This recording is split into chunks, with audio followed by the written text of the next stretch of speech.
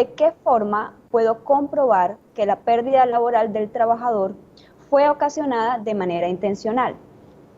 Sucede que en muchas empresas las personas que se incapacitan o los trabajadores que se incapacitan tienden a dilatar a veces la enfermedad en la que se encuentran o simplemente disfrazaron la situación sobre la que se desarrolló la enfermedad.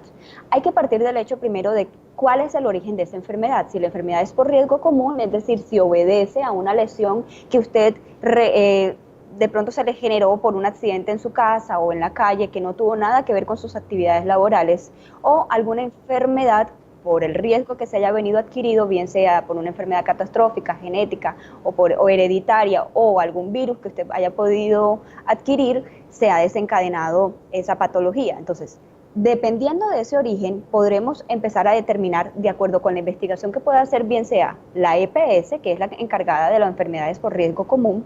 o la ARL, que es la encargada en su efecto por las enfermedades o los accidentes de riesgo laboral. Ahora, partiendo de esa base de cuál es el origen de alguna o de la otra y de cómo inicia su investigación, el grupo técnico o ese comité que va a empezar a analizar a través de su médico laboral o además el Comité Paritario de Seguridad y Salud en el Trabajo de la empresa, que se encargará de investigar cuál fue la situación por la que se desencadenó el hecho lesivo en su humanidad,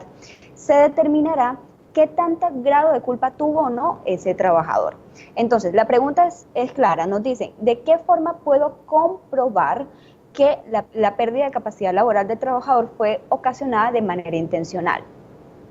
Si ustedes verifican dentro de las obligaciones que tiene un trabajador, este debe cumplir a cabalidad todas las órdenes que le dice su empleador de acuerdo a lo que le dice el Código Sustantivo del Trabajo. Bien, ahora dentro de esas obligaciones hay una muy particular y es la de determinar que los utensilios de trabajo y las maniobras y todas aquellas actividades que tengan que ver con ocasión a la relación laboral o a la actividad que ejecuta el trabajador tiene que desarrollarse en la medida y en la manera como se le está indicando, bien sea por el mismo Comité de Seguridad y Salud en el Trabajo cuando dicta las medidas de prevención y obviamente promociona lo que se puede evitar como riesgo en la actividad, ¿ok? Si él no lo hizo, es decir, si no utilizó el casco, si no utilizó el arnés cuando estaba trabajando en alturas, allí podremos entonces empezar a enfocar que este trabajador tuvo una pérdida de capacidad laboral de manera malintencionada, ¿ok? Él no desarrolló las actividades conforme lo que se le venía